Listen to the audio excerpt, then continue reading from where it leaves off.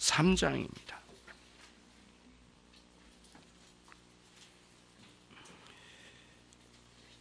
요한복음 3장 31절로 36절까지 제가 먼저 읽겠습니다.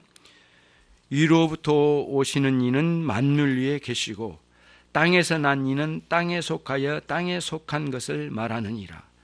하늘로서 오시는 이는 만물 위에 계시나니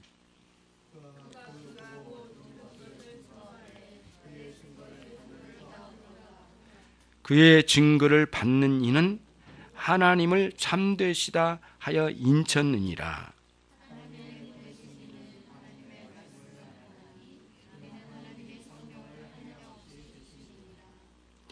아버지께서 아들을 사랑하사 만물을 다 그 손에 주셨으니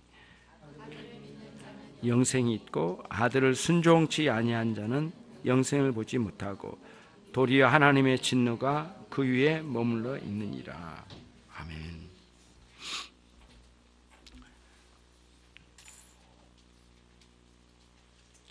여러분 열린교회 오시기 전에 어디 계셨어요? 집에서. 그럴 것 같은데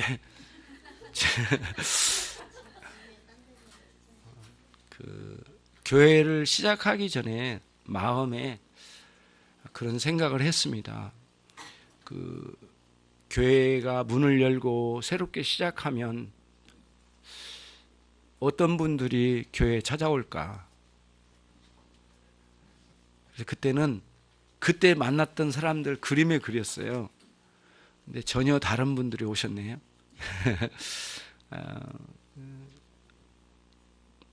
이 교회는 제가 주인이 아니고 목회자도 아니고 성도도 아니고 오로지 주님이 주인이 되시고요. 저도 언젠가는 교회를 이렇게 이제 왔다가 또 떠나는 때가 또 있습니다. 목회자라고 항상 영원히 있는 건 아니니까요. 그래서 여러분 주인 되신 주님의 교회에 여러분들이 함께 하시면서 늘 꿈을 꾸는 거예요. 어떤 꿈이냐면은 교회다운 교회가 되게 하자. 그러려면 많은 부분들이 늘 새롭게 개혁돼야 됩니다. 예. 재직되신 분들은 또 직책을 받은 만큼의 또 거기에 또 헌신하고 주님의 이름의 영광을 위해서 거기에 있는 거죠. 목회자도 그렇고요. 어린 영혼들도 교회에 오면 그냥 엄마와 함께 즐겁게 놀다 가는 곳이 아니라 예비하는 곳이다. 그리고 하나님을 배워 알아가는 곳이다. 내가 거기서 훈련받아서 올바른 신자가 되어가는 곳이다. 그런 인식을 가지고 교회 사는 거죠. 10년 동안 교회가 이렇게 오면서 여러 가지 일들이 많이 있었습니다. 때로는 정말 기쁜 일을 주셔서 우리 성도님과 저의 마음에 위로를 주시고 때로는 어려움을 주신 때도 있으셨어요. 그래서 저희들이 모셨던 권사님이 돌아가신 경우도 있고 연세가 많이 되셔서 너무 몸이 안 좋으셔서 마지막 사할린으로 보냈는데 한 달 후에 돌아가셨다고 하는 소식이 들릴 때는 좀 견디기 힘든 마음 아픔이 많이 있었습니다. 특별히 이제 노도남 목사님이 갑자기 하나님의 부르심에 임하게 될 때는 참으로 우리의 마음이 이제 슬펐죠. 이런 1년 동안 아니 10년 동안 하나님께서 기쁜 일을 주셔서 위로하시고 어려운 일을 주셔서 훈련을 시키셨던 것 같아요. 예. 그래서 때로는 설탕처럼 달콤하기도 했지만 때로는 양약처럼 약국에서 받는 양약처럼 쓰디쓴 약도 주셨어요. 양쪽 다 우리에게 필요한 것들을 주셨던 것 같아요. 감사하죠. 그런데 하나님께서는 가장 복되고 영광스러운 한 분을 보내주셨어요. 그분이 예수님이세요. 세례 요한은 이렇게 이야기해요. 오늘 그분은 하늘로부터 오신 분이다. 다른 존재는 다 땅에서 났다. 이렇게 비교를 해서 하늘로부터 오신 예수님을 세례 요한이 마지막으로 증거합니다. 헤롯 왕에 의해서 처형돼서 나중에 순교를 당하지 않습니까? 그렇죠? 예. 그러기 때까지 순교를 당해서 세례 요한이 그렇게 순교를 당해서 순교당하기 직전까지 나름대로의 그 피를 토하는 그런 예수님의 전도, 복음 전도, 예수님을 전하는 일에 온 생애를 다 바쳤어요. 그러니까 지난주 우리가 공부 내용의 말씀 속에 나는 점점 쇠해져 가지만 우리 주님은 점점 흥해져 가야 됩니다. 요거는 고백을 했거든요. 근데 세례 요한의 고백처럼 그대로 됐습니다. 주님은 날마다 흥해가지고 영원토록 흥하게 되실 거예요. 그래가지고 오늘날 여러분과 저까지 예수님을 영접하여 믿게 됐거든요. 이거는 여러분과 제가 예수님을 믿는 것은 예수님이 흥해지신 겁니다. 그 일이 계속 이루어져요. 세례 요한은 역사 속에서 사라져가고 예수님이 역사에 등장하셔서 영원토록 영광스럽게 승해져 가시는 과정이 있으신 거죠. 그 예수님을 마지막으로 유언처럼 남긴 증언이 오늘 본문의 말씀입니다. 세례 요한의 마지막 증언이라고 그래요. 유명한 세례 요한의 마지막 유언 같은 증언이 오늘의 말씀인데 전체의 내용은 그거예요. 예수님은 이 땅에서 난 사람과는 다른 분이다. 예, 다시 말하면 이겁니다.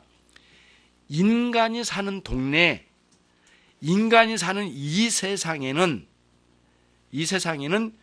두 종류의 존재가 들어왔대요.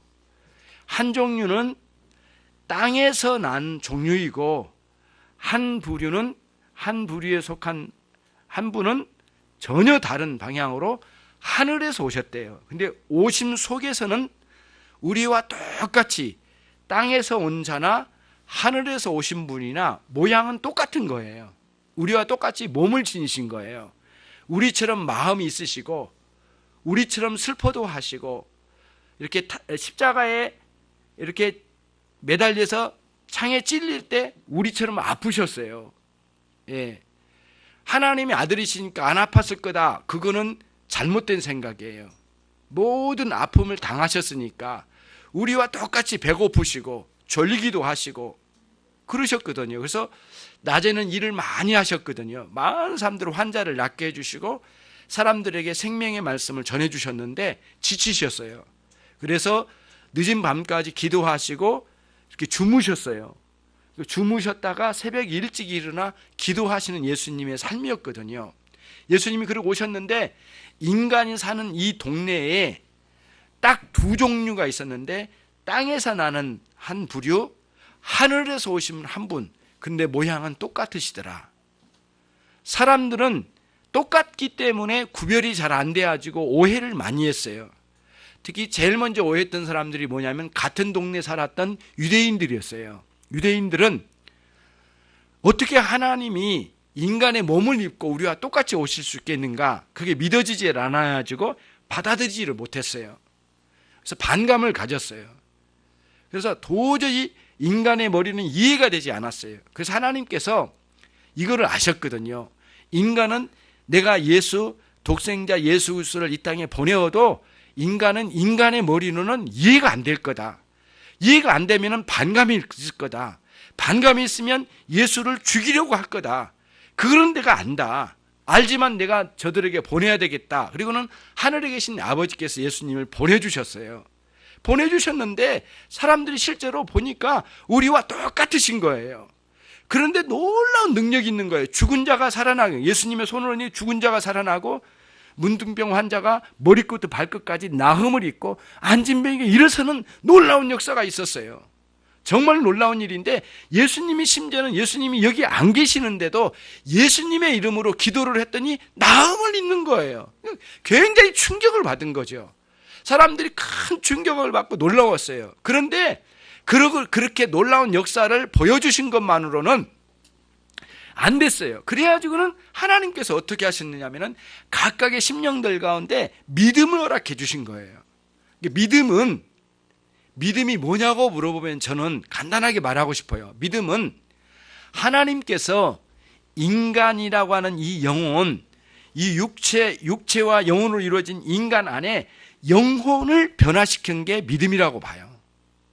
예, 근데 그 믿음은 우리들이 참 쉽게 그러니까 믿는다, 믿어들인다, 받아들인다, 인정한다, 의지한다, 그분을 따른다, 그분을 순종한다, 여러 가지 의미가 같이 들어있기는 하지만은 아주 핵심적인 건 뭐냐면은 인간의 생각으로, 인간의 이성으로는 예수님이 누군지를 알 수가 없는 거예요.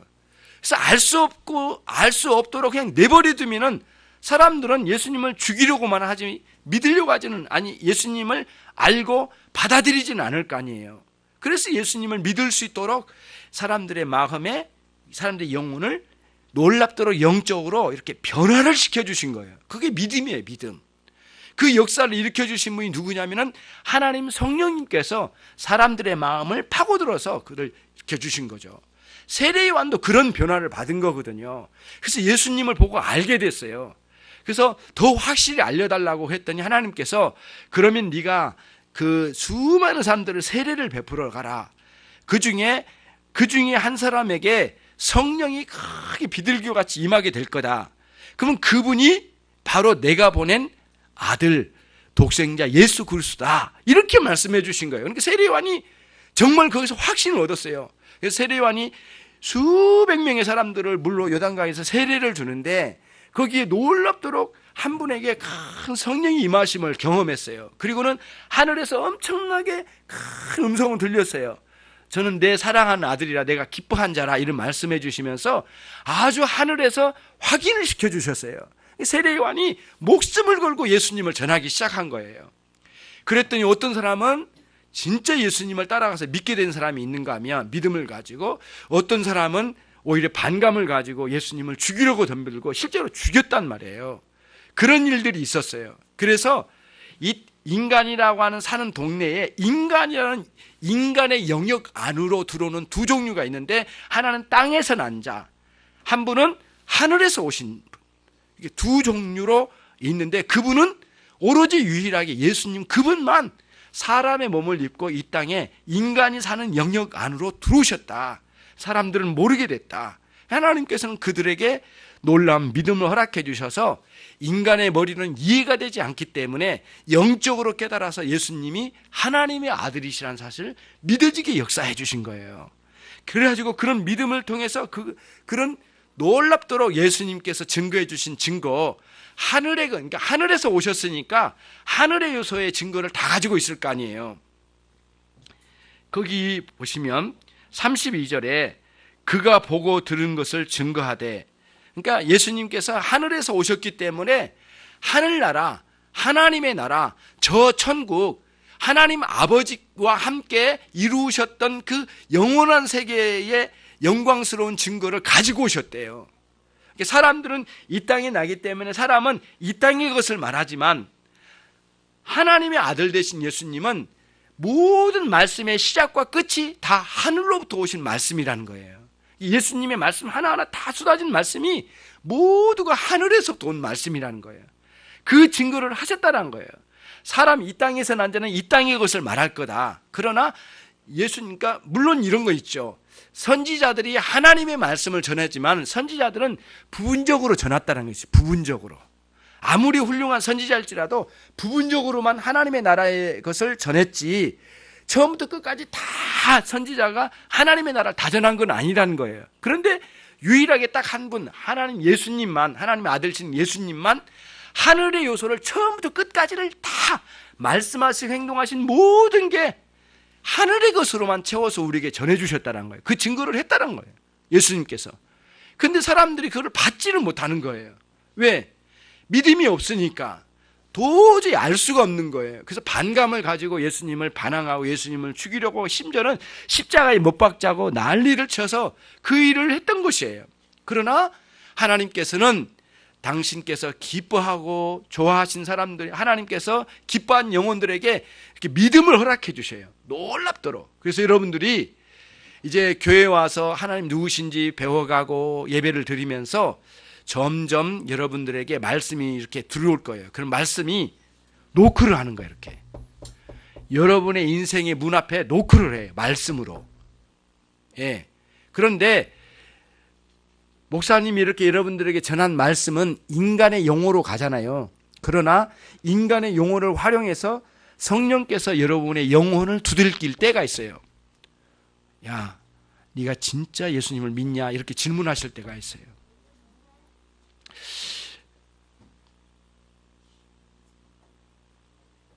오늘 아침에도 기도하는데 이런 기도를 하게 됐어요. 하나님, 앞으로의 상황은 어떻게 될 것 같아요, 하나님? 그렇게 기도를 했거든요. 하나님, 우리 교회가 10년이 됐는데 그러면 이제 앞으로 10년을 어떻게 가죠? 그런 질문에 기도를 이렇게 아침에 4시쯤 일어나가지고 기도를 했거든요. 그런데 강하게 마음에 그런 마음을 주시더라고요. 내가 너와 함께 하겠다.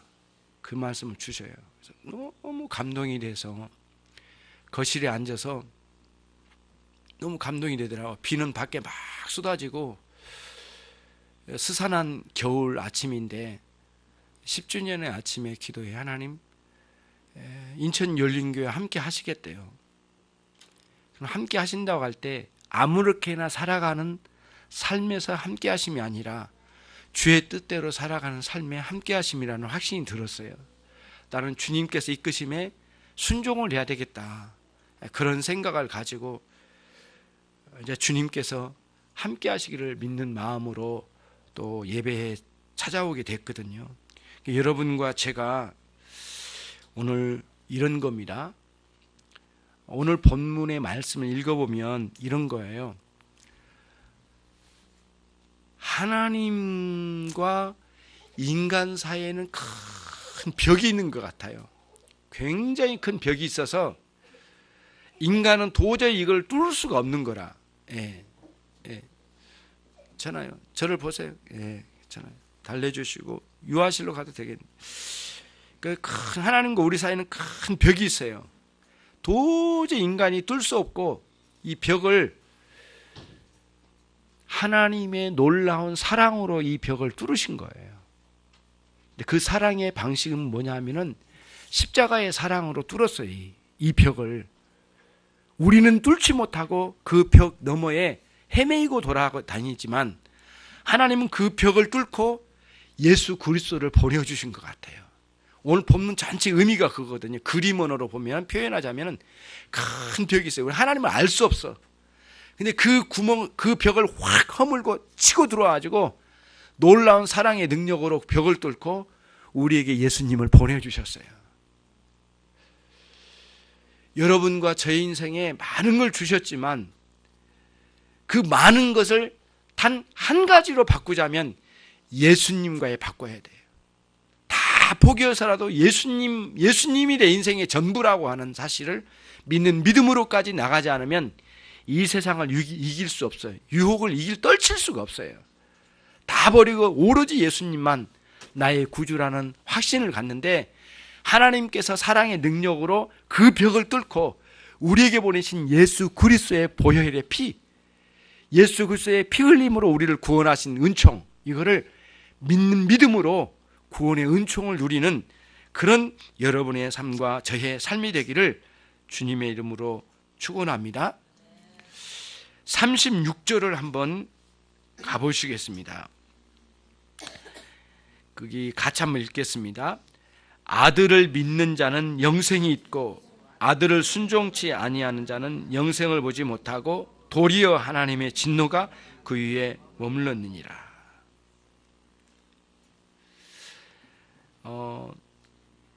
믿음은 반드시 영생의 열매 맺습니다. 그러니까 믿음의 목표는 저와 여러분에게 영생을 주셔요. 영생. 근데 영생은 영원한 생명만이 아니에요. 영원한 생명도 맞는 말이긴 한데, 생명이라고 하는 것은 굉장히 중요합니다. 오늘 제가 말씀을 드릴게요. 하나님께서 우리를 사랑의 역사로 영생을 주셨습니다. 정말 놀라운 것은 인간도 육신의 생명도 얻는 것도, 여러분이 이 땅에 태어났잖아요. 육신의 생명을 가지고 태어났잖아요. 그것도 있잖아요, 사랑의 결과예요. 엄마 아빠가 사랑을 계획해요. 그리고 사랑하여 아이를 낳은 거예요. 생명이 난 거예요. 굉장히 놀라운 방식이에요. 사랑의 계획, 사랑의 실행, 사랑의 결과로 한 생명이 태어났어요. 하나님이 이 방식을 굉장히 기쁘게 생각하십니다. 하나님은 사랑 계획, 사랑의 실천, 사랑의 결과로 열매를 맺어 자녀를 낳은 거는 하나님 너무너무 기뻐하셔요. 한 생명이 태어난 거를 너무너무 기뻐하셔 하나님께서. 동일한 방식입니다. 하나님은 영원한 사랑의 계획으로 우리를 낳으시려고 준비하셨어요. 그래서 사랑의 실천으로 어떻게 하냐면 예수님을 이 땅에 보내주셨어요. 그리고 예수님을 십자가에 못 박아 놀랍도록 우리 대신 육신의 생명만 갖고 죄 가운데 있는 우리를 십자가에 예수님 못 박아 대신 우리의 죄값을 치루심으로 영생을 허락해 주셨어요. 생명을 허락해 주셨어요. 그러니까 우리 영생이 오게 된 과정도 그거예요. 사랑의 계획, 영원한 계획, 그걸 하나님의 작정이라고 하거든요.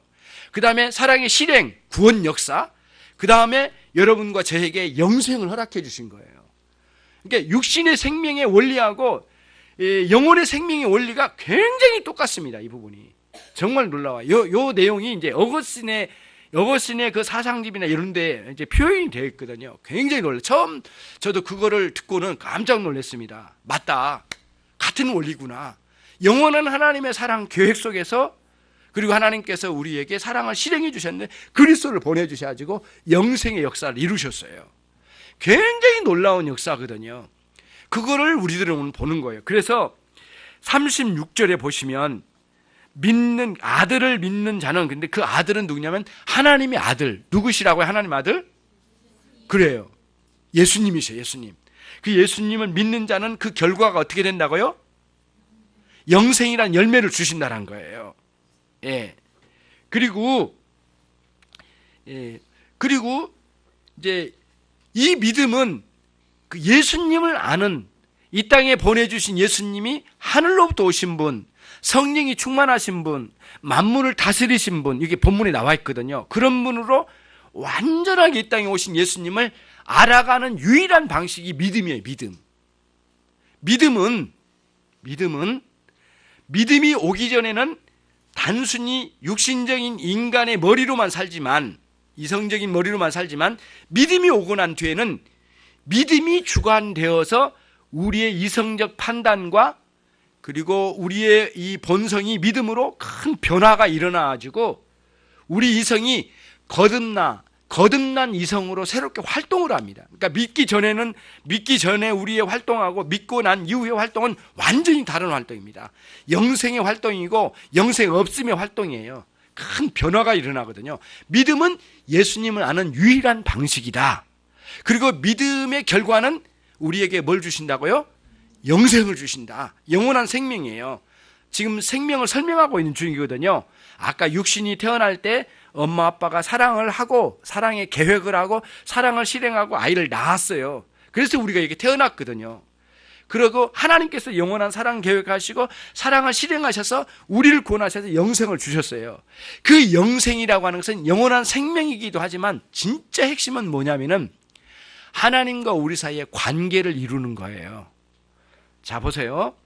한 아이가 태어날 때도 마찬가지 똑같아요. 육신의 생명이 딱 태어날 때 제일 먼저 일어난 건 뭐냐면은 수많은 사람들과 관계가 형성돼. 딱 태어난 순간 아빠, 엄마, 동생, 누나, 형, 삼촌, 아저씨, 그 다음에 할아버지, 할머니, 외할머니, 외할아버지 딱 태어난 순간 쫙 관계가 형성돼요.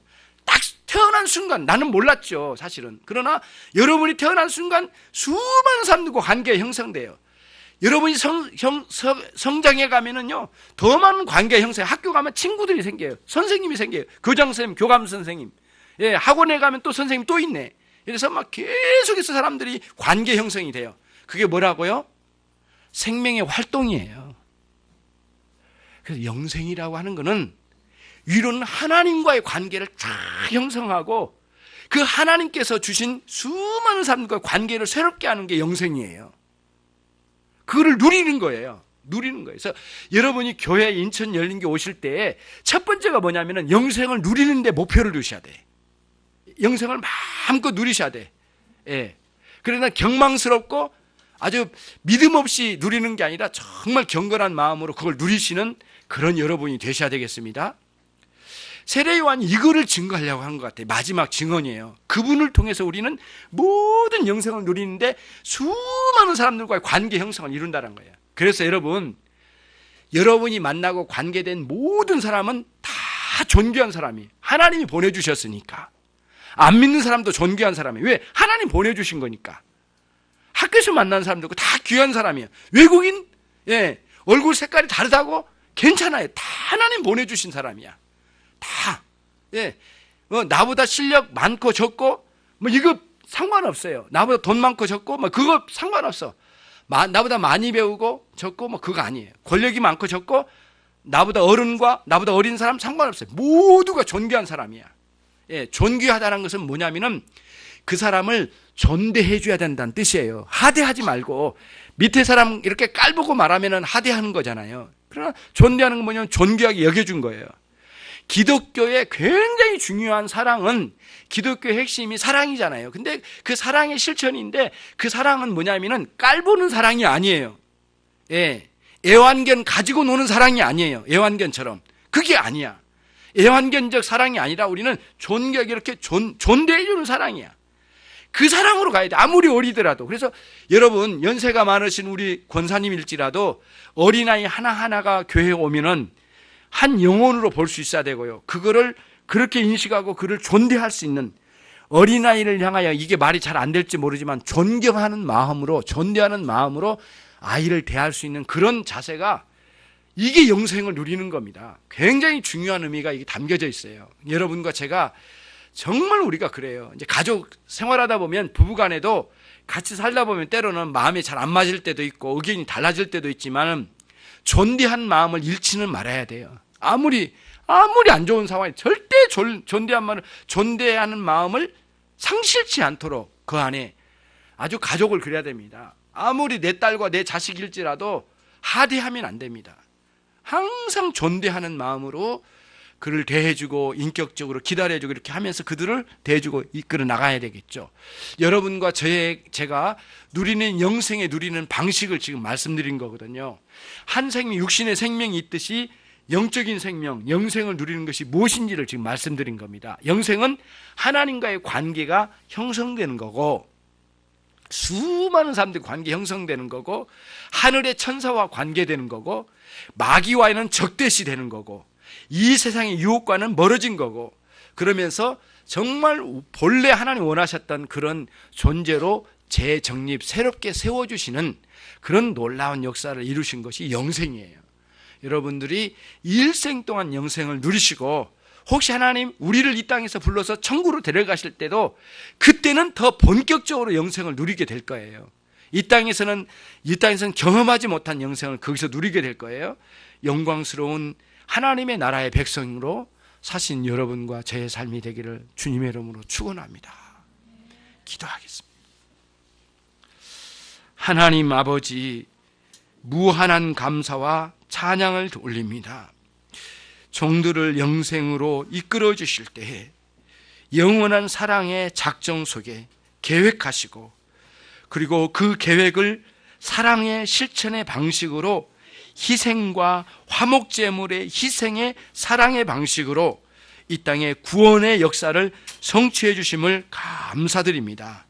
사랑이 많으시고 자비하신 하나님 아버지, 그 영생을 마음껏 누려가는 모든 종들이 되도록 역사해 주시옵소서. 각각의 심령들을 이제 10주년 기념 예배로 하나님께 올려드리면서 세례 요한의 마지막 증언, 유언 같은 마지막 증언을 통하여 예수님이 누구시고 예수님을 통하여 얻게 된 영생을 조금 배우고 돌아갑니다. 이제 난 여기에 머무르지 않고 영생을 알 뿐만 아니라 마음껏 누리는 일평생의 삶이 되게 해 주시옵소서. 예수 그리스도의 이름으로 기도 올리옵나이다. 아멘.